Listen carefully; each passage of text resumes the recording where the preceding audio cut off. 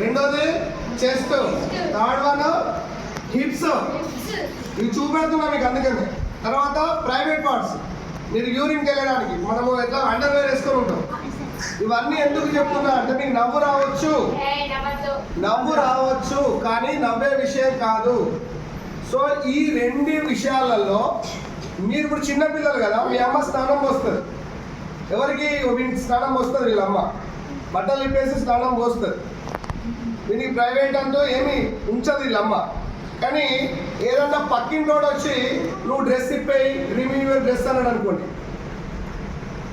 అప్పుడు ఇప్పొచ్చా వాళ్ళ ముందు? ఇప్పుడు అదే మరి మనకు చుట్టుపక్కల జరిగేటటువంటి సంఘటనలు అన్నీ కూడా ఎవరి ద్వారా అంటే తెలిసిన వాళ్ళ ద్వారానే పిల్లల మీద అత్యాచారాలు జరుగుతున్నాయట. ఎవరి ద్వారా? అంకుల్స్, ఆంట్స్, తర్వాత పక్కింటోళ్ళు, వాళ్ళ ద్వారానే జరుగుతున్నాయి.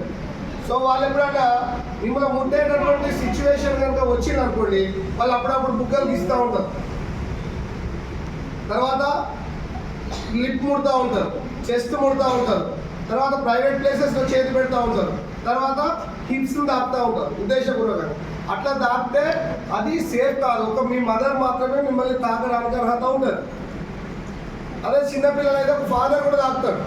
అప్పుడప్పుడు అమ్మ లేకపోతే స్నానం ఏమవుతారా? చిన్న పిల్లలకైతే వస్తాడు, పెద్దగా పిల్లలకైతే మీరే చేయమని చెప్తారు. కానీ ఫస్ట్ సెకండ్ పిల్లలకైతే వాళ్ళ నాన్న కూడా స్నానం పోస్తాడు. అంటే ఒక ఇద్దరే మీకు ఈ ప్రైవేట్ ప్లేసెస్ సంబంధించినటువంటి ఫస్ట్ సెకండ్ క్లాస్ దాకా ఒక ఇద్దరు మాత్రమే ఏం చేయొచ్చు, చూడవచ్చు.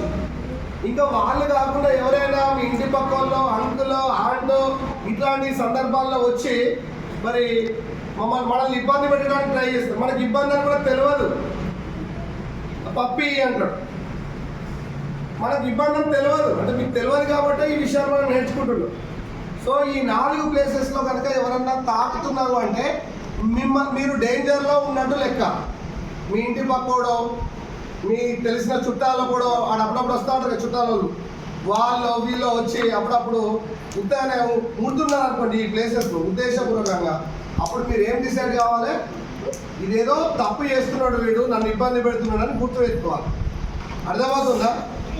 లిప్స్ దాకినా జస్ట్ మీకు అప్పుడప్పుడు మీరు ఆటోలలో వెళ్తూ ఉంటారు, వాళ్ళు కూడా చెప్పలేము, వాళ్ళు అవుటర్సే కాబట్టి చెప్పలేము, జరగవచ్చు ఇట్లా.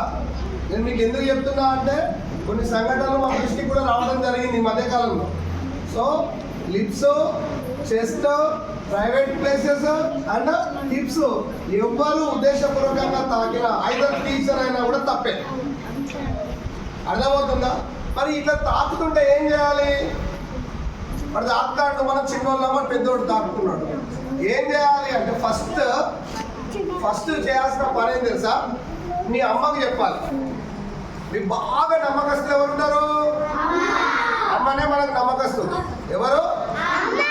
కాబట్టి నాన్నకు కానీ అమ్మ కానీ చెప్పాలి. ఎవరైనా ప్రైవేట్ ప్లేసెస్లో తాకుతున్నట్టు మీకు అనిపించింది అనుకోండి, మీరు ఎవరికి చెప్పాలి?